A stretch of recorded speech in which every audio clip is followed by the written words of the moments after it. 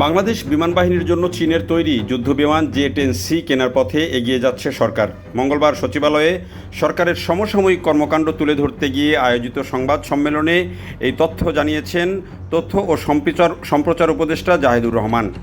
উপদেষ্টা বলেন, বাংলাদেশ বিমান বাহিনীর আধুনিকায়নের অংশ হিসেবে বিভিন্ন মডেলের চতুর্থ প্রজন্মের MRCA fighter aircraft, attack helicopter, VIP helicopter ও ইউএভি সিস্টেম এগুলো কেনার প্রক্রিয়া চলমান রয়েছে।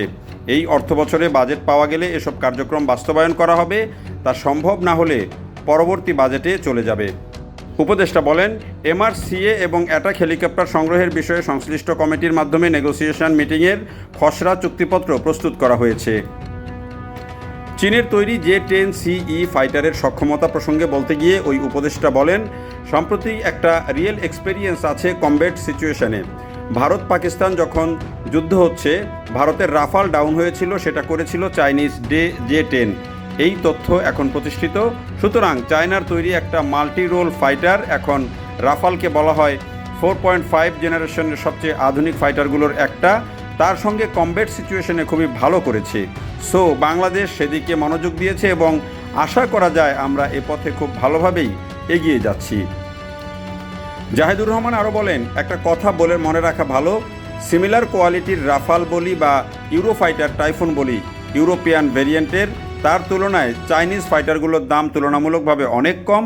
আশা করি আমাদের সরকার জনগণের প্রতিরক্ষা নিশ্চিত করার জন্য সব রকমের পদক্ষেপ নেবে।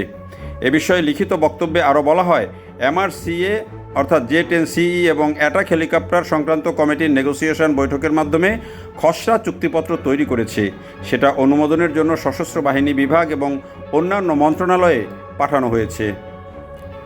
এর আগে গণমাধ্যমের বিভিন্ন রিপোর্টে বলা হয়েছিল, বাংলাদেশ বিমান বাহিনীর আধুনিকায়ন ও জাতীয় আকাশ প্রতিরক্ষাকে শক্তিশালী করতে চীনের তৈরি 20টি জে-10CE মাল্টিরোল যুদ্ধবিমান কেনার উদ্যোগ নিয়েছে সরকার।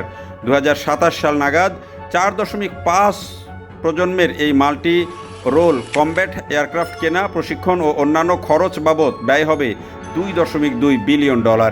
এই প্রতিবেদনে আরও উঠে আসে, এসব যুদ্ধবিমানের মূল্য 2035-2036 অর্থবছর পর্যন্ত 10 বছরে পরিশোধ করতে হবে।